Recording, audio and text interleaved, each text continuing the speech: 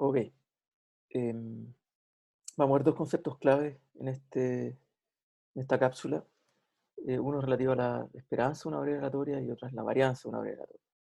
La esperanza de una variable aleatoria es una medida de tendencia central de una variable aleatoria, mientras que la varianza de una variable aleatoria es una medida de la forma o la dispersión de los datos, de los posibles valores que puede tener nuestra variable aleatoria. Entonces, ¿cómo definimos esperanza? Vamos a decir que para cualquier variable aleatoria de x, el valor esperado de x o su esperanza se denota como e de x o mu de x, referente al promedio poblacional.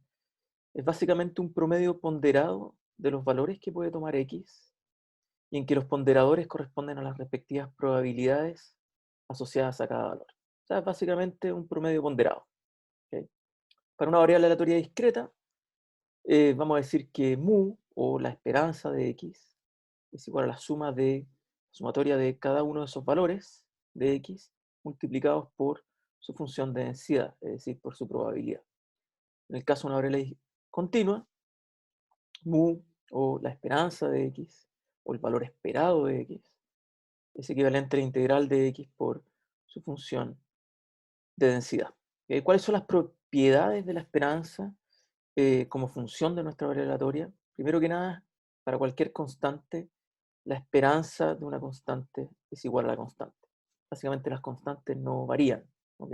No tienen varianza, no tienen probabilidades asociadas, son constantes, no son variables aleatorias. ¿Ok? Por tanto, la esperanza de una constante siempre va a ser la constante.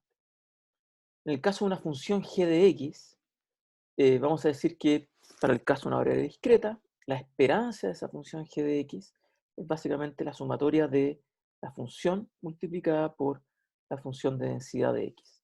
Para el caso de una variable continua, la esperanza de esa función g de x es la integral en x de la función multiplicada por la función de densidad de x. Supongamos que, por ejemplo, g de x es una función lineal de x en a y b. A constante, b un factor sobre x. Entonces vamos a decir que la esperanza de g de x es igual a la esperanza de la constante a más b por la esperanza de x. Entonces, como corolario, si es que a1 hasta an son constantes y x1 hasta xn son variables aleatorias, entonces la esperanza de la sumatoria de esas constantes multiplicadas por sus respectivas variables aleatorias es equivalente a la sumatoria de las constantes por las esperanzas de cada una de esas variables aleatorias. Otras medidas de tendencia central importantes que son alternativas a la esperanza de una variable aleatoria son la mediana, que es básicamente el valor del medio de la distribución, el valor m, tal que la probabilidad de que x sea menor o igual a m es mayor o igual a un medio, y al mismo tiempo la probabilidad de que x sea mayor o igual a m es igual a un medio. O sea, es básicamente la observación que se encuentra en la mitad de la distribución de valores de x. Y tiene la gracia de que, a diferencia de la esperanza de una variable aleatoria, la mediana no está afectada por valores extremos dentro de la distribución. Un segundo indicador alternativo de tendencia central es la moda, que es básicamente el valor que más se repite dentro de la distribución y que se puede obtener derivando la función de densidad con respecto a x igualando a 0. Es decir, a partir de la resolución de esa ecuación uno puede obtener el máximo de la función y el máximo de la función de densidad. Es la moda de la variable aleatoria. Varianza de una variable aleatoria. Esta es una medida de dispersión, no es una medida de tendencia central, como es el caso de la esperanza. No solo estamos interesados en caracterizar medidas de tendencia central de la distribución, sino también de la forma de la distribución.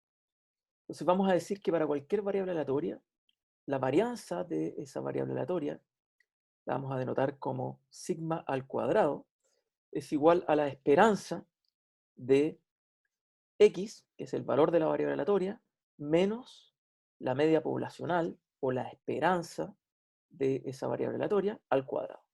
O sea, en términos intuitivos decimos que la varianza de una variable aleatoria es la distancia esperada o la distancia promedio que hay entre los valores que puede tomar x y la esperanza de la variable aleatoria o su media poblacional, que en este caso es mu. Entonces, para el caso de una variable aleatoria discreta, sigma cuadrado es básicamente la sumatoria de x menos mu, o x menos la esperanza de x al cuadrado, multiplicada por la función de densidad de esa variable.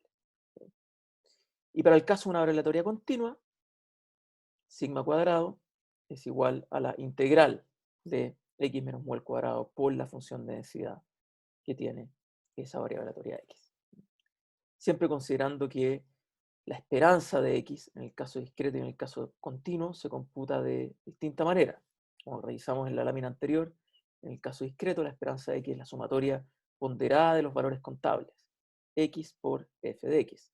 En el caso de la variable aleatoria continua, la esperanza de x es la integral sobre x de x por su función de densidad. Algunas propiedades de la varianza de x, como estamos ponderando sobre una expresión que está elevada al cuadrado, la varianza de x siempre es no negativa, ¿ok?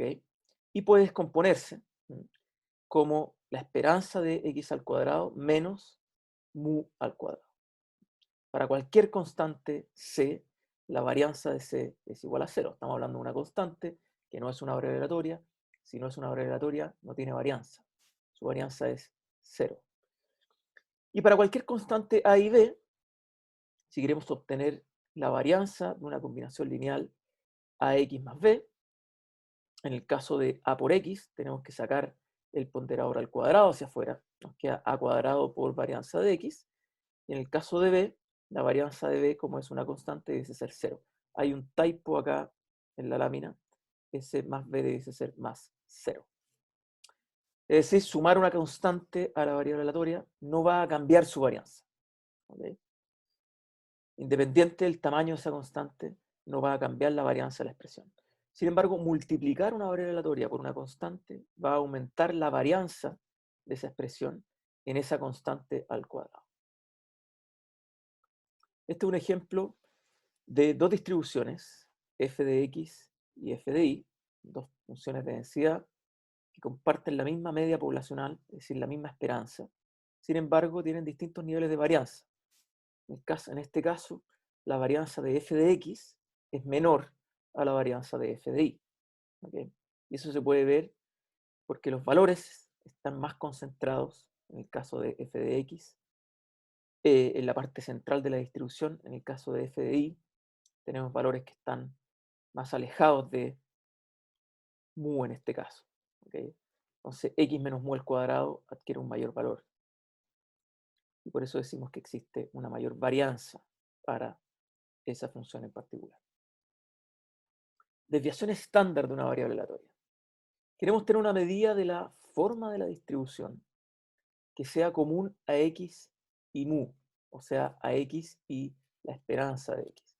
Es decir, que cuando la esperanza de x aumente en un factor a, la dispersión de la distribución de x aumente en el mismo factor. O sea, nosotros cuando multiplicamos una variable aleatoria,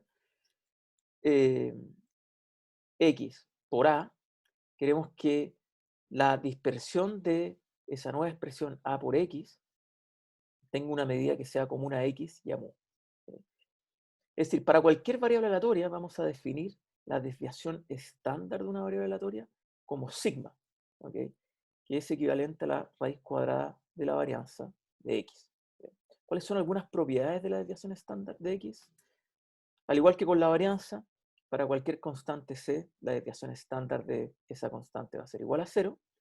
Y para cualquier constante a y b, la desviación estándar de una combinación lineal de x, a por x más b, por ejemplo, va a ser igual a el valor absoluto de a multiplicado por la desviación estándar de x. Es decir, sumar una constante a la variable aleatoria no va a cambiar su desviación estándar. Esta es la misma propiedad que teníamos antes con respecto a la varianza.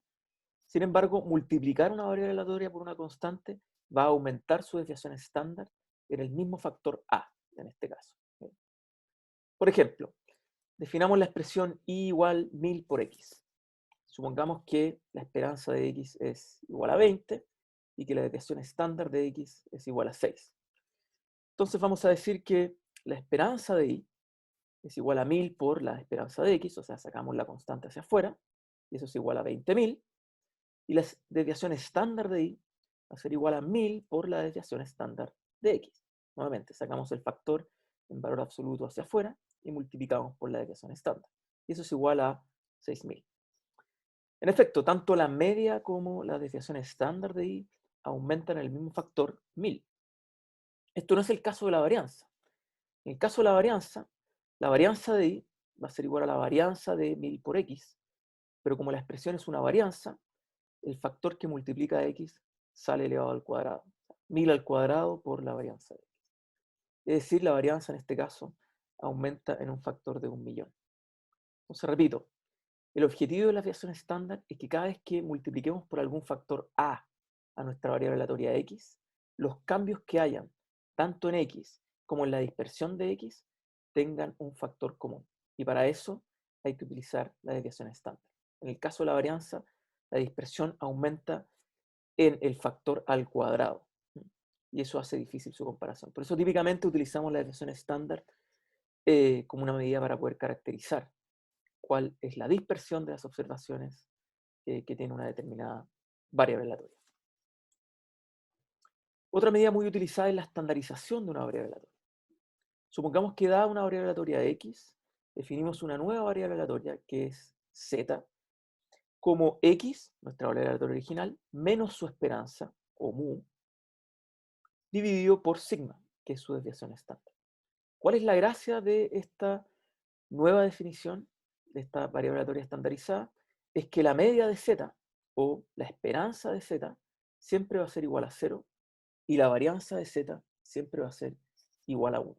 Eso naturalmente genera muchas ventajas para poder analizar el comportamiento de una variable aleatoria. Simplifica el análisis de una variable aleatoria. Y como veremos más adelante, la estandarización de una variable aleatoria va a generar en el límite distribuciones de carácter normal, y eso es algo que vamos a ver más adelante en el curso. Como veremos, esta transformación es frecuentemente utilizada en inferencia estadística. O sea, cuando queramos testear si es que una variable aleatoria, por ejemplo, es equivalente o no a una determinada hipótesis, un valor hipótesis, típicamente vamos a querer estandarizar esa variable aleatoria para poder contrastarla contra ese valor hipótesis. ¿Okay? Y para eso vamos a necesitar construir esta variable z. Otras medidas de dispersión importantes dentro de las características que podría tener una variable aleatoria está la oblicuidad o la skewness, que es básicamente la esperanza de x menos mu elevado al cubo. Esta es una medida del nivel de asimetría de la distribución. O sea, la distribución puede cargar sus valores hacia la izquierda o puede cargar sus valores hacia la derecha, y dependiendo hacia dónde esté más cargada, o sea, cuán asimétricas sean la distribución de esta variable aleatoria, más o menor oblicuidad va a tener. ¿Okay? Si la oblicuidad es positiva, entonces eso significa que la cola larga de la distribución está en el lado derecho, mientras que si esta es negativa, entonces la cola larga de la distribución se encuentra en el lado izquierdo. La kurtosis, por último, es una medida del grosor de las colas de la distribución. O sea, cuán centradas están las observaciones en el centro de la distribución versus cuánta masa de la distribución se acumula en las colas de la distribución. Si hay un alto nivel de kurtosis, eso significa que hay una gran masa de observaciones que están acumuladas en las colas de la distribución.